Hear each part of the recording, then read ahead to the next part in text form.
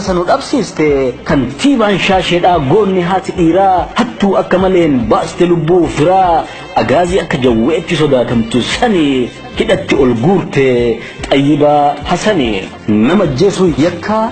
جتشون دبا كي يكا حجتي أدبمو قبا يو كان هنغوني حقاتو ددبا ولانتم من سيرا كبجمو قبا جتة غوتم ما دان تركانفين فرته وربدي فوته نبون سورة تري غوتشي أتي غوته دفي وان دقبه في إيا سبا كينيا أت أفريقا متي الدنيا فكينيا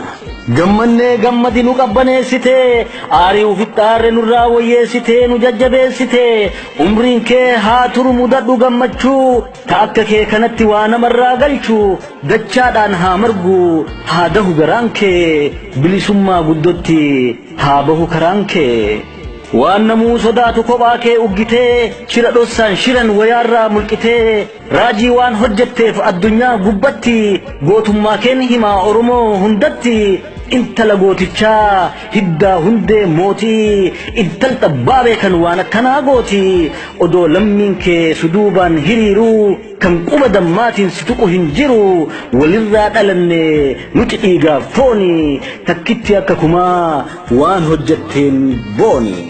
warra dhiiga Oromoo garaa isa nyaatuu fi jalqabbiin xayyibaa fakkeenya haa taatuu fi otoo hin gaangomnee sadarkaa fi aangoon otoon sakaalamnee faayidaa fi rakkoon namni akka keetii nama kee akka miine odoo waan gumaachin akkasitti hin dhiine jiraattu galataa duutu seenaa keenya gootummaan falmadhu ta'iitii fakkeenya. Poolisii Oromiyaa ilmaan abbaa gadaa obboleewwan tiyya jaalala dhabnetu bakka kufee ka'ee garaa jabaatetu har'a waliif na'e maqaan keenya tokko alagaa biratti otoon jijjiiramne fuulli kee firatti saba kanaaf jedha du'aati madaa seenaa hojjedhaati seenaarra of kaa. Eerroo Oromootiif dhaamsi ani qabu gaafa jawweef bulbuummaan dheesaa cabu dhagaa muka buuti dhiiga namaa dhugdi of eeggannoo haa taatu tarkaanfiin kee hundi balaa fi hokkorri yeroo ammaa kana nu caalaa alagaaf karra milkii bana. Kanaaf caasaa jaraa alaabaatti qooddee ittiin nu isaa nu nyaachuuf booddee biyya keessaaf alaa saba walii galee gurmuu jaraa cabsuuf tarkaanfii eegalee kana gargar baasuu wayita diinni keenya dhagaa muka kaasu madda odeeffannoo odoo addan foohin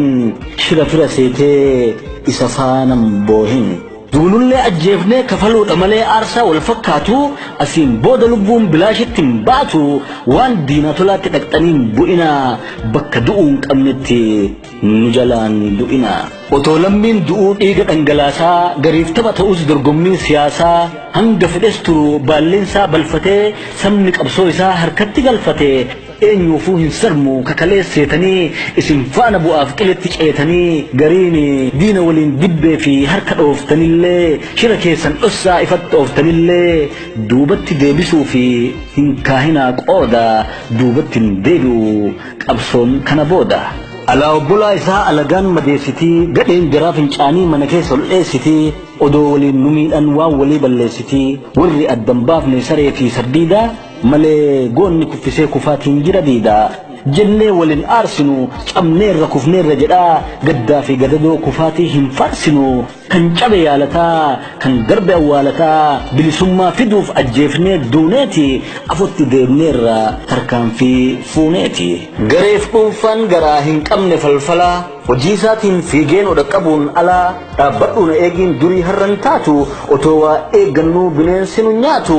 ka isaaf hojjete sabni odoo beeku abbaan qabsoo anas hoogganaa isinirraan eegu bakka geenye laalaa baatirii ibsaati dandeettan dhaqqabaa saffisa cimsaati dadhabdan dhaabbadhaa dadhabbii tokkootiin of waamuu qaanfadhaa hojjechuu dandeenyaan ammallee hin dhiine ulee ormaa taatee Oromoo akka miine. Guduunfaa salphinaa gonofaa wayyaanee akka irraa hiiknu afaan tokko taanee sabni waliigallaan keessaa fi alatti warri rafuu dhabee nu geessu balatti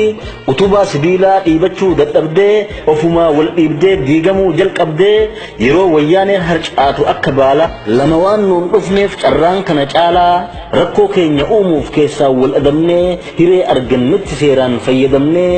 odon geenne galma yoo ka deemnu ta'e ofumaa wal falmaa alagaa gaggabde hara galfachiifna waan diinaan dheessinu diina argachiifna kana beekee namuu walitti seeratu yoo san